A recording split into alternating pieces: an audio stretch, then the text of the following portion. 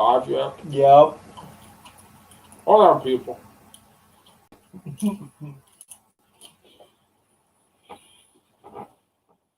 Hello, everybody. This is from Milwaukee to Nashville. I'm Daniel Gimma. This is Christopher James. Right? And our show is brought to you by the wonderful folks at Hockey Locker, 2002 West Howard Avenue, Milwaukee, Wisconsin. You can call them at 414-800-7585 or visit their website at HockeyLockerMilwaukee.com. While you're at it, checking out online, you can also go over to our YouTube page, hit the subscribe button, and click the little bell to get notified every time we upload a video. And while you're here on our page, you could give us a like and a follow. It would be greatly appreciated. Yeah, I would. And on YouTube, like our videos as well. Try to get the algorithm working for us. As you can see, we're enjoying ourselves some popcorn. Bit of an entertaining night. Yeah.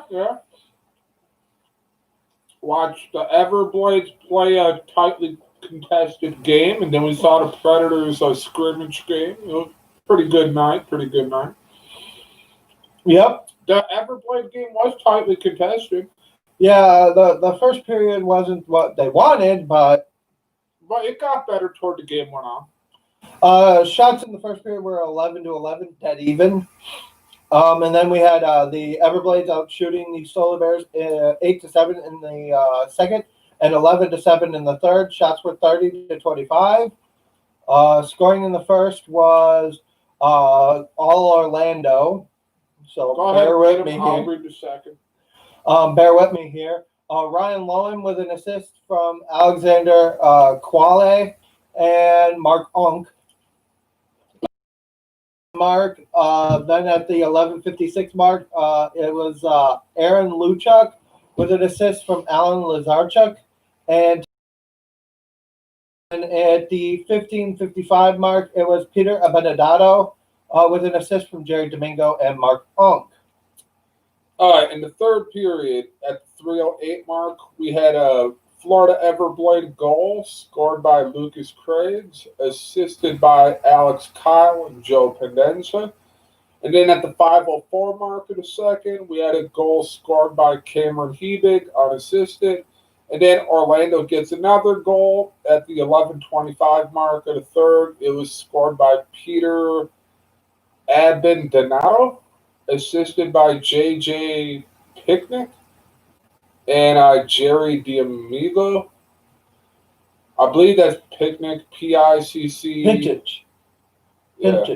And then you can read the third. The third was scored by, my favorite player on the Everblades, Michael Huntenbreaker, with an assist from Miles Powell at the 1:39 mark. And that's all your scoring. Like I said, it was closely contested. It wasn't as lopsided as the score would indicate after the first. It's like the Everblades, they took some time to heat up.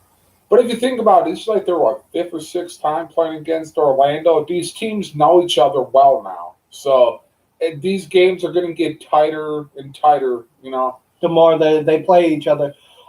Surprisingly, Jacksonville might actually play well against us because we play them a lot. In Jacksonville news, Ian McKinnon suspended for one game for the instigating after the final 5 minutes. Yeah, he seemed like the guy everybody wants to punch in the face. He's an instigator. Every league has a couple of players like that. All right, so the goalies for tonight were for Florida was Devin Cooley. He stopped 21-25 with a 48.00 save percentage with 4 goals against. And we had Clint Windsor on the other side. He stopped 27 of 30 with a 90 straight across save percentage with 3 goals against. Yeah. We are going to unfortunately say in this video. What do you mean unfortunate? That this is our last video for 5 days? Roughly around that ballpark? Did you read off your crap list? Yeah, nobody made it. Everybody was on it in the first period, worked themselves off. Wow, Daniel no longer has a crap list for this game. That's a shock. But he's right. We don't have another video until Wednesday, unless news breaks. If news breaks, we'll come back at it. Correct. At the current moment, we are waiting on Mikkel Granlund to get the immigration thing done with. Yeah, I wonder what that is like immigration. It could I be, wonder if it's passport, could be COVID related, could be a lot of things. yeah, for all we know, he could be doing his quarantine, and they're saying it's immigration related. Tomasino is in quarantine to try and make it to camp. Duchesne skated today, but was not part of practice. Yeah, or the scrimmage. Or the scrimmage for that matter. Luke Cunnan did, however, was part of the scrimmage. Yeah, it was weird seeing Luke Cunnan in a Predator jersey. It's going to take me some time to get used to that. But we are very much looking forward to the Nashville Predators start of the season. Finally, Thursday, regular season hockey. And just for those of you, fans, you don't need to panic. We have hockey coming. And for those of you watching, don't worry. We have decided that the players that would be on the Admirals this year will be part of our in the system video, so that we will be talking about the AHL, just not covering it game by game. Yeah, we're only going to be covering our guys. So unfortunately, we're going to have to talk about Chicago Wolves, because I'm not sure if you guys heard, but the Admirals or the Predators affiliate this year is going to be the Chicago Wolves. It does make some geographic sense. They are right across the street from an airport. Yeah. Their practice facility is literally right across the street from an airport. Yeah, logistically. Well, dude, Chicago has 2 airports, man. Come on now. And not only, also add that in, they're one of the few privately owned teams that wouldn't have had to do a big deal with, say, an NHL team like Boston with Providence. Yeah, but Chicago currently has Carolina and Nashville that's going to be using them for a feeder system. Yeah, actually, Carolina made the pitch.